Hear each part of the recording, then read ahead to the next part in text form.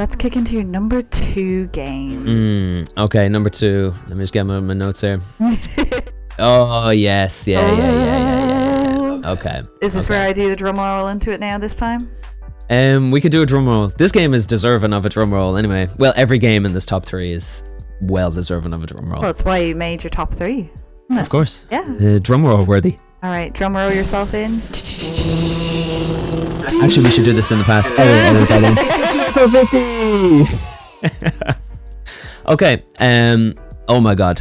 What a game. This is crazy. I actually didn't realize this game is 8 years in the making by a handful of developers. I'm not too sure on most of the other developers, but I know that the main developer, Derek Yu, well, I'm not sure if he's the main developer, but one of the main developers, Derek Yu, who is behind Spelunky. Love that game. He was one of the main guys behind this game as well, which made it an instant buy. If Spelunky was anything to go by, I don't even know how to really review UFO 50 because it's such a weird kind of a title. It's very experimental, but I'm into kind of like weird underground experimental. I don't know. Sorry. Where that came from? Yeah, just like weird little games. So how I would explain it is like, so it's basically a collection of 50 mini games. Yeah. It feels bad to say mini games. They're kind of like macro games. They're full games within it. It kind of like reminds me of like it's like a game on the NES or the like an old SNES, like small games kind of like that, but they're fully built out. You can get different types of genres. There's RPGs in it. There's little arcade games. There's like beat 'em ups, shmups, and everything in between. Yeah, this is a great game because you got this for when we went on holidays this year. That's holiday game. And it was so much fun of just even looking over your shoulder to play them and then even finding my own one to play. And you're still playing it. And that was back in October that you started this. Yeah, that's true. Actually, it was back in September. Well, end of September. Yeah. This game, big time, reminds me of America. Obviously, as you said, when we went to Florida and I got it. Yeah, it's the perfect kind of game for that. It's the perfect travel game because it's so easy to pick up and put down. Like, I love those pick up and play. You can play it for like 15 minutes. You can play it for like 15 hours. Yeah. In one well, maybe not one session, but there's something for everybody in UFO 50, and like that, there's something for everybody, but there's nothing for nobody. It's the extreme ends, because I don't like every game in it. You're not going to like every game in 50 games. You didn't like some games in it, but you love some games. Yeah. I think somebody will find something that they love in UFO 50. It just happened that there was loads that I loved. Some of them that I did like and didn't like. But there was I'd say there was a handful of games that I actively just disliked, just would never touch again. Even for trying to getting achievements and trying to get try to cherry them, gold them and cherry them. This one on right now, Party House. This is probably my favorite game in it. There's a handful of games. I'd say the best way to probably describe it is that there's the top three games for UFO 50 is, for me, number 3 is a game called Overbold. I actually don't have any footage for this. It's kind of like an arena style shooter where you like push your luck and try and bet against how many monsters you think you can beat, and then you get money for all those that you beat, and then in the little pause screen or victory screen you spend that money on upgrades, faster firing weapons, stronger weapons, and more shield, more health, and you try and like ride that luck or ride that skill, we could say skill, all the way to the end and try and beat the main bad, the big bad. So Overbold number 3. Second in the macro games, which you're partial to, I'm crazy partial to. In fact, I was frothing at the mouth when I was playing this. Quibble Race, number 2. Do you remember Quibble Race? That's not the Chain Reaction one. No, that's called Detonation. I do love the Detonation. That's a good one as well, actually. I love that one. That could have been the 4th if there was. It's my number 1. Yeah. The main one I played. That one is brilliant. Which one's Quibble Race? Quibble Race is the horse racing one. Oh. Horse. It is horses. That deserves even a number one. I'm sorry. Like, we'll get to your number one. But Quibble Race is the one where it's 3 people playing against each other to race horses. You can bet on each other's horses. You can also buy horses to train, and you can also, before you go to the races, maybe spike some horses, maybe break some legs, maybe make them drunk, maybe protect them, and then they play. And like the screaming we've had in this house over playing that game, because it was just, I can understand where people get into like the horses. I've never been into the horses, but like, oh my god, the absolute excitement over this racing game. Well, you almost took my notes verbatim out of my mouth. Yeah, you've pretty much described Quibble Race perfectly there. It's, yeah, I don't even know how to explain it. It's kind of like, yeah, you've just described it perfectly. It's like a horse racing game, but you can do like evil things and like sabotage horses and drug horses, and it's just brilliant. But my favorite part of it is that you can live action see the horses racing, and you have to look away from the screen while your friends or whoever is betting on the horses. Yeah. And then when it comes down to the race, you then see who everybody voted on and see them in real time as the horses race across the screen, as people are throwing trash at them, as they're slipping over banana peels, as they pass out and die from being poisoned at the end of the screen. It's brilliant. Actually, I do have some footage on right here of picking your character, and it's just great. And I think one of my bad things about UFO 50 is that I wish there were more kinds of these sort of games, like kind of quick arcade style games, funny, just easily accessible, quickly in.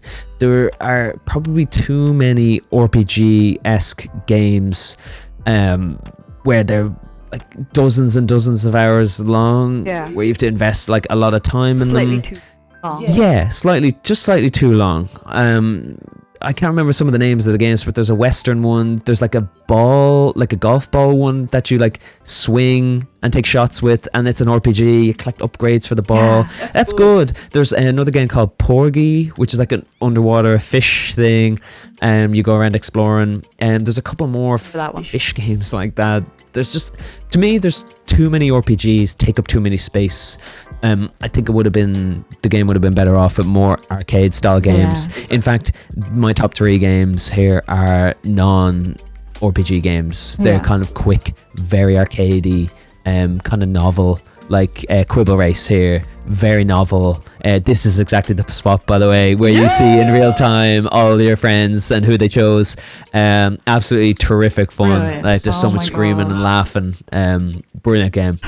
And I'd say the number 1 game for UFO 50 in the top 50, well, the first one, is probably Party House, which we already seen footage for. I have actually never seen a game like Party House before, and it in itself is probably worthy of like a €6 or €7 release on Steam by its own standalone release. It's just so, I don't know, just not intuitive, but like it's real, like innovative. I've never seen a game like it before. It's a push a luck style game where you kind of like open the door and let people into a house, and you have a certain threshold to reach without going over that threshold. So, and it's a random, you click the door, a random character comes through. They could be worth trouble, but if you've too much trouble, you get closed down and then you get no points and you waste a round. So it's real push your luck, and you can buy better people who are worth more money, more popularity points, and you win with your popularity, and you spend your popularity to buy star guests, and you try and get them into your party. It's real push your luck, very random. It's about knowing when to pull the trigger and when to not pull the trigger. That's probably my number 1 game. It's so quick. It's also multiplayer. It's brilliant. It's so interesting because, as you said, it's not one that I've seen done a lot of times. Like I feel like I've seen a game where you do have you're throwing a party as a premise, and you're trying to get, as you say, a certain level of points, And like I feel like there's like maybe 1 or 2 games that might have done this like out there, but like because it's kind of throwing back to a good old classic that I love is Sims. When you throw a party in Sims, you have to get certain points, so you have to have certain people arriving, certain things have to happen, and you're looking for a certain like level, as you say, same in this game, is to hit a certain level of like points, and some people bring down the points, some people are bringing minus, so you're really like, it's like trying to get a score out of 10, and some people are +5 and -5 and +2 and -1, so really interesting seeing, because you also have like so many different types of characters. Yeah, I think the thing about UFO 50 is, you know, when you see a 51 cartridge and it's like, here's these mini games, which technically I suppose they are, but they're not really like that. When people say mini games, I think of Mario Party and WarioWare, where you're spending like 2 minutes playing a competitive game against and trying to kind of score points against each other or score coins for Mario Party or something. They're not like that at all. They're full-fledged games within the cartridge. Yeah, they are. So they're not really micro. They're mini games. They're not micro games. They're macro games. They're bigger than that. Yeah. Each game is a fully developed game within the cartridge, and that's what I love about UFO 50. It kind of turns that 40-in-1 cheap Chinese knockoff cartridge game, you know, those knockoff kind of cartridges you'd see on like Temu and all this like Sheen. Even and all like this crap, now in like this like being Christmas, you already see those little handheld like 50 games in one, and it's only like what, €30 of like a little handheld like little Game Boy throwback, and you're like, is there really a lot on there? Not really. No, and it's all like knockoffs of Ghosts and Goblin, these sweatshop version Ghosts and Goblin games, like and like that's I suppose they serve a market or whatever, but like they're not. I feel like UFO 50 is trying to make a statement on those kind of cheap knockoff games where these actual 40 or 50-in-1 cartridges can be good, and when it's this ambitious where you're making fully fledged games within a 50-in-1 cartridge, this is just this is it done to its highest caliber. Like, this is the best. This is a powerhouse of those 50-in-1. This isn't even in the realm of those, like you said, those 50-in-1 or 30-in-1 like little video game cartridges that you see for like 20 quid on like the cheap eBay, Amazon knockoff things. It's not that at all. This is a fully built out, massive caliber of developers behind this. I think that's the big positive for me, is the amount of love and attention they've put into these games, because it is normally they could have so easily done such shallow games, but there's so much depth in them, and there's so much detail and integrity like into each single one. You can see the passion for them. Yeah, I mean there's a handful of genuinely excellent titles in there, really good. Like as I was saying, I'd spend 5-6 quid on like Party House alone. There's another handful of games that are like that, that are that good. And my favorite thing about it is that when you're playing through the games and you start a new game in the cartridge or whatever, it's kind of like a feeling of when Santa brings you a new Game Boy for Christmas and you get like your new game. It's genuinely exciting, and there's a real hit of like a nostalgic sort of blast from the past when you start a new game in that. I guess like a great question is, out of the 50 games, how many have you played?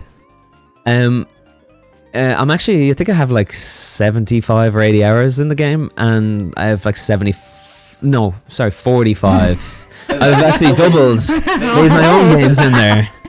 So about 45 games. 45 games, yeah. So you got like about 5 more to do, maybe? Yeah, I think there's about 4 or 5 more, Finish them off for the year, get that done.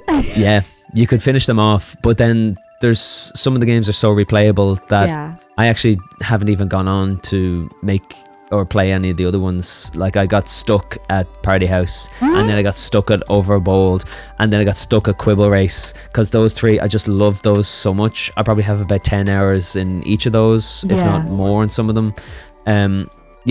Like that's what I was saying, there's a handful of brilliant ones, really really good, and you just stick at those. I guess with that being like such a positive getting into things, would you say in terms of a negative, or a place to improve is trying to diverse like slightly out of it, or is it too easy to get stuck on just certain games? Yeah, I think that's a good point, because there definitely are some stinkers in there. I'm not gonna lie. Like, there's some games that I don't like. I played them for about 5 minutes, knew I wasn't going to get into it, completely bounced off it. There's like a taxi game, kind of like a top-down sort of GTA style, where you drive a taxi around and deliver things and to get there in a certain time. Wasn't into that at all. Like, bounced off that. And there's another couple of games that I'm like that. I remember you getting really mad at one of them. I think it was like a football or something game. It was just, you were so mad at it, and then you jumped straight onto a second one which you loved. It was like an American football one, but it was like a kind of like jousting knights setup. It was, but like one of them you're just like, this is just stupid. Like the CPU just ridiculous in the one that you got so mad at. A Tactics, I think, is the one you're talking about. The one, the knight jousting one where you go head to head. That one was really good. I thought that was good. That's a probably top 10 maybe. Yeah. There's some really, really good ones, and there's some, interestingly, there's like real-time strategy games and turn-based tactics that are really impressive for the system that they're trying to build, like this kind of 8-bit and 16-bit systems. Really, really impressive title. I don't think UFO is for everybody, in the same way it's like all the games within it aren't for everybody, but certainly this is a niche title. Like, I wouldn't be running out to my friends, even if there is like a handful of 5 really great titles in it. I still wouldn't be, saying to my best mates or anything like, oh, definitely pick this up. Like, so it's very personal taste. If someone wanted a game, just one game to fit a household of people that everyone wants to play different games, I think this is a great way for people to discover new types of games. So that way, like, anyone who has, like, say 3 kids playing on like on a Steam Deck or something, and they just want something that's one gift for all 3, I think this is a great gift to give though, because there's so much variety into it, and you can always find something different. Yeah, I agree with that, actually. It would actually be a really good family sharing game. The way you get the Steam family sharing, that people can pick up and play loads of different types of games on the same system, like you said, in the Steam Deck. It's a hard sell for kids because the games are retro, and retro to kids are like PlayStation 3, not Super NES or the NES anymore, which is sad. But when I say that the games are retro, like they're retro in that 80s, 90s sense, like they are hard, like they're difficult, really, really hard. There's some toughers in there, but like... And that's where I was going to go on my last point of the negative sort of points towards UFO 50. And some of the games are just woefully unfair. They're just diabolically unfair, and it pisses you off. Pissed off. I've seen it. Yeah, it's just the AI is just ridiculous in some of them, especially the versus matches. There's a couple of brilliant games. One of them's like a samurai kind of volleyball game where you're knocking a ball back and forth. Really good. But it's kind of like Pong, where you're trying to get at the tennis ball or the ball behind the other player to score, and you have all these like power-ups and different samurais that can knock different weapons and use different power-ups and skills and stuff. But it incredibly difficult against AI. Really, really unfairly angry. Angry against the AI. And then there's another one that's like a dodgeball game that is just, I feel like it's programmed not to lose. I think that was the one you got real mad at when we were on holidays. That was a frothing, like frothing in a bad way. Like, it was kind of to a point of like, do you want to turn it off? Out on the ground. Do you want to like turn it off for a little bit? And you're like, just one more, I swear. And then you were like, I'm done with this. Yeah, I think that was the samurai game. Yeah, it was actually. And then I found out that was its release week, and then I had patch notes the next week, and they had actually patched that out because it was so difficult. So it wasn't just me. No, it wasn't just me. The fact that even they noted it as a patch note, yeah, that's how difficult it was. But I'd say overall, UFO 50 is a reminder of what makes retro games great, and that it's still possible to create incredibly produced retro games with modern conventions. Yeah, beautiful game. Really, really good. Artwork is incredible as well. Just a triumph of retro games. Love all the artwork in it. So good.